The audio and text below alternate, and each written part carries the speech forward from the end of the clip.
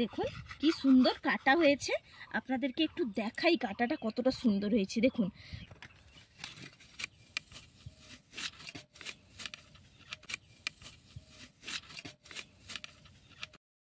বন্ধুরা, Shampa kitchen with village ফুডে আপনাদেরকে স্বাগত। প্রতিদিনের মতন আবারও চলে এসেছি। আজকেও আপনাদের সঙ্গে খুব দরকারি একটা রেসিপি শেয়ার করব, অবশ্যই সবার ভালো লাগবে। আশা করি আপনাদের পুরো ভিডিওটা ভালো লাগবে। পুরো ভিডিওটা আপনারা জুড়ে দেখতে থাকুন। আজকে বানাবো চিজ। বাজার থেকে আপনারা বলুন তো কত দাম দিয়ে কিনে আনতে হয়, আর বাড়িতে যে খুব সহজে বানিয়ে নেওয়া হয়, আপনারা না দেখলে কিন্তু বন্ধুরা বিশ্বাসই করতে পারবেন না। চলুন তাহলে কি করে বানিয়ে নিচ্ছি আপনারা দেখতে থাকুন। উনুনটা ধরিয়ে নিই।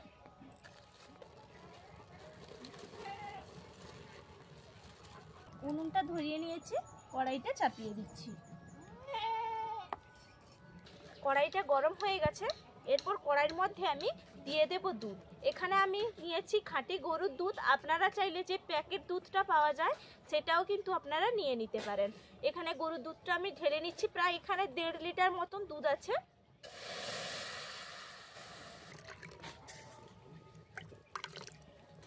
এখন হালকা আছে কিন্তু দুধটা গরম করতে হবে, পুরো ফুটানো যাবে না। দেখুন একটা আগুল দিচ্ছি, আগুলে কিন্তু গরম ভাব হাত দেওয়া যাচ্ছে, কিন্তু এরকম কিন্তু গরম করতে হবে। আর দেখুন এখানে নিয়ে নিয়েছি ভিনিগার, বোতল থেকে গড়িয়ে নিয়েছি। আর এটা ভিনিগারটা তো আপনারা দেখেছেন, আগের রেসিপিতে বানিয়েছিলাম ভিনিগারটা। আপনারা চাইলে কিন্তু ভিনিগারের রেসিপিটাও দেখে নিতে পারেন। বাড়ির তৈরি ভিনিগার একবার বানিয়ে কত রকম রেসিপি করা যাচ্ছে। দেখুন দুধটা কিন্তু এখনো ফুটে যায়নি, সেখানে অল্প অল্প কিন্তু ভিনিগার দিতে থাকবো। এরকম অবস্থায় কিন্তু ভিনিগারটা দেবেন, আর এরকম কিন্তু নাড়তে থাকবো। না হলে কিন্তু যদি দুধটা ফুটে যায় তাহলে ছানা কেটে যাবে। এই জন্য কিন্তু হালকা হালকা নাড়তে হবে আর ভিনিগারটা মেশাতে হবে। দেখুন এইভাবে কিন্তু অনবরত নাড়তে থাকবেন আর ভিনিগারটা মেশাতে থাকবেন। দেখুন একটু একটু কিন্তু কেটে আসছে, এই যে পড়ছে চিজটা, দেখুন আপনারা দেখতেই পাচ্ছেন। এরকম কিন্তু নাড়তে থাকবেন অনবরত। দেখুন নাড়তে নাড়তে কতটা চিজ পড়লো আপনারা দেখুন কি সুন্দর।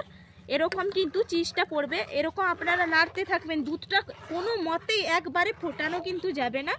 একটু একটু করে ভিনিগার মেশাবেন আর এরকম নাড়তে থাকবেন, তাহলে অনেকটাই কিন্তু চিজ পড়ে যাবে।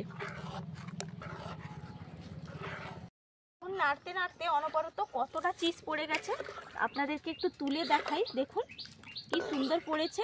এটা পারফেক্টভাবে পুরো দোকানের মতন তৈরি করে নেব, এই জন্য নামিয়ে নিচ্ছি। দেখুন এখানে একটা জামবাটির মধ্যে ছাঁকুনি রেখেছি, বড় ছাঁকুনিটার মধ্যে ছেঁকে নেব।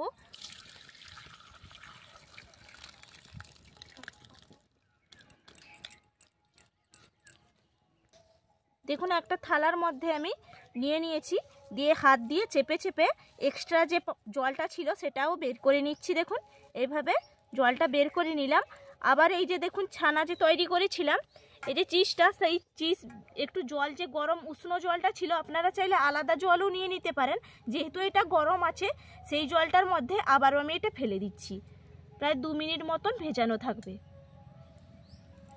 দেখুন এটা উঠে নিচ্ছি 2 মিনিট বাদে। আর দেখুন আরও ভালো করে এরকম চিপে চিপে নিতে হবে। যত ভালো করে চিপে চিপে নেবেন ততই কিন্তু ভালো করে তৈরি হবে চিজটা। এখন জলটা এক্সট্রা জলটা চিপে চিপে আবারও বের করে দিলাম।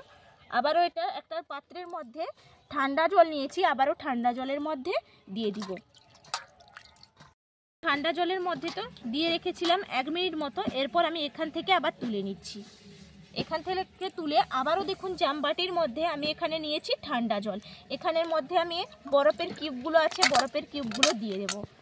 বরফের সবগুলো কিউব আমি দিয়ে দিলাম। আর এটাও আবার 2 মিনিট মতো ভিজিয়ে রাখতে হবে। উল্টে পাল্টে দেব। দেখুন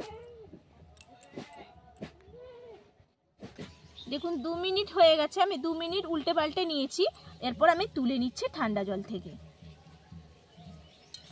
আর দেখুন একটা প্লাস্টিকের পেপার নিয়েছি, এই পেপারের মধ্যে আমি ঢুকিয়ে নেব এটা।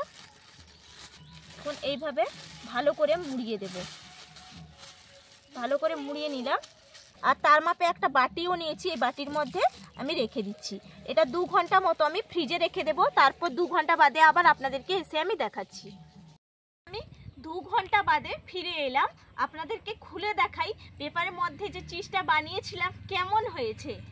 দেখুন আমি খুলছি, দেখুন খুলে নিচ্ছি, আপনাদেরকে দেখাই কতটা সুন্দরভাবে জমাট বেঁধেছে। দেখুন কি সুন্দর হয়েছে, দুই দিক আপনাদেরকে দেখাই ঘুরে উল্টে পাল্টে। দেখুন কি সুন্দর হয়েছে। এটা এটা বানাতে তো এতটা সুন্দর লাগলো, খুব সহজেই যে দোকানের মতন তৈরি হয়ে যায়। আপনারা পুরো ভিডিওটা কিন্তু স্ক্রিপ্ট না করে বন্ধুরা দেখবেন, না হলে কিন্তু পুরো মিস করে যাবেন। আর বাজার থেকে অনেক দাম দিয়ে কিন্তু কিনে আনতে আর হবে না। যদি বাচ্চারা পিৎজা খেতে চায় খুব সহজেই বাড়িতে এইভাবে বানিয়ে ফেলতে পারবেন। আর কোনো দুধ পিঠা বা কোনো রেসিপিতেও ব্যবহার করলে কিন্তু খুব সুন্দর লাগে। দেখুন এটা আপনাদেরকে একটু কেটেও আমি দেখাই।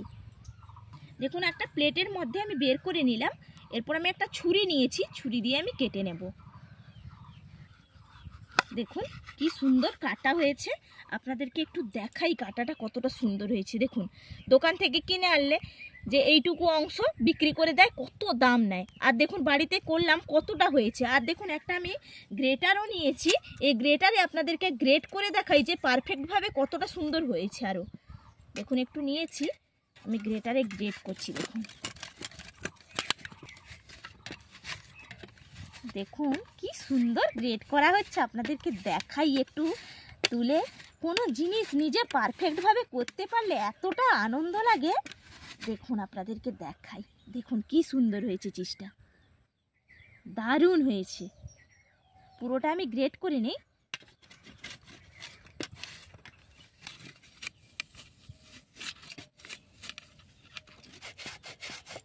দেখুন কত সুন্দর গ্রেট করা হচ্ছে। আর একটু কিন্তু আমি বন্ধুরা রেখে দেব, পুরোটা করব না, যখন আবার কোনো কিছু বানাবো তখন কিন্তু এটা কাজে লাগবে। এই জন্য সাইডে আমি রেখে দিচ্ছি, ফ্রিজের মধ্যে রেখে দেবো এটা। দেখুন কতটা সুন্দর হয়েছে, আপনারা দেখেই কিন্তু বুঝতেই পারছেন যে কতটা পারফেক্টভাবে আমি তৈরিটা করে নিয়েছি।